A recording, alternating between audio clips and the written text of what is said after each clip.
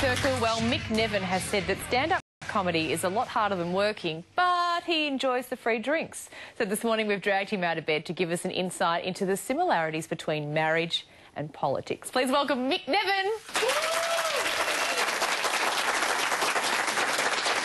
Thank you. Thank you. Ladies and gentlemen, I've got to say, I am amazed by the state of politics in this country at the moment. It is full on right now. I mean, we had the big election last year. We wound up with a hung parliament. Julia Gillard hung on. Tony Abbott, he thinks, well, I can break this now. We've got Greens and Independents swanning around like they own the place. Every day it is full on. Boat people, carbon tax. Normally we only have to worry about politics once every 4 years when there's an election, right? At the moment, every day is like an election campaign. Everywhere you look, it's politics, politics, politics. So much politics going on right now, it's made me realise just how much politics there is in relationships, because I'm married.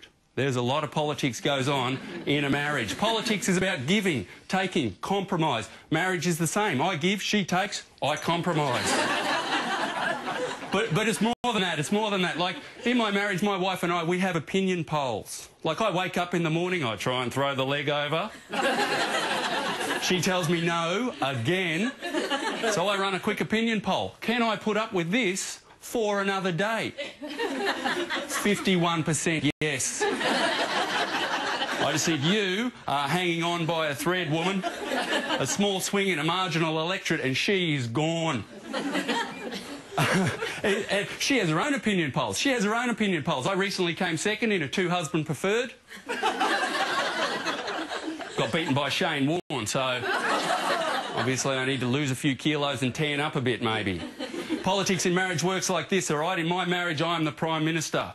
I am the leader. My wife spends all the money. That makes her the treasurer. OK, then you've got my mates. That's my front bench. That's my cabinet.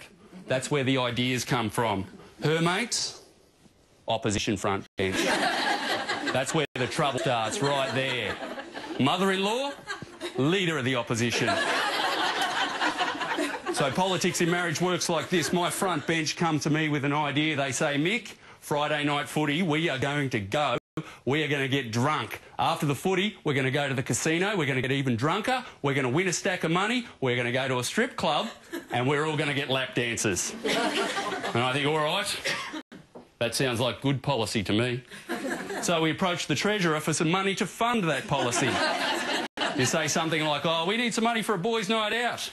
Treasurer says, oh, I'm sorry, there's no money in the budget this month for a boys' night out.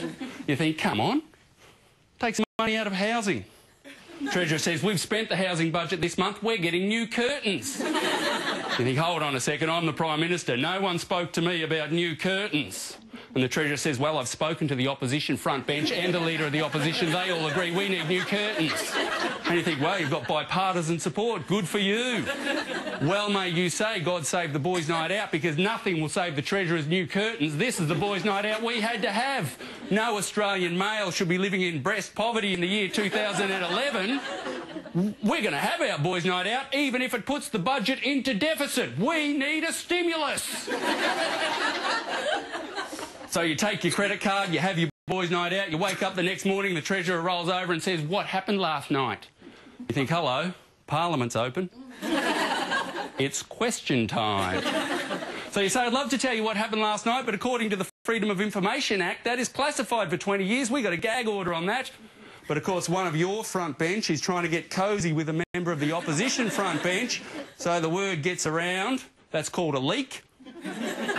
Your wife finds out you've been at a strip club. She gets all upset. She's in your face. What are you doing going to a strip club? Why are you getting lap dances? I thought we were married. What about our marriage vows? Sickness, health, forsaking all others. And you say, babe, that was an election year. I made a lot of promises back then.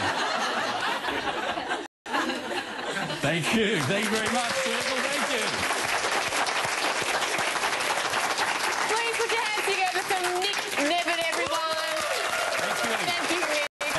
Too true about marriage, I must say. Had lots more of the Circle to come, including fashion with Emily Power, right after this from Marianne.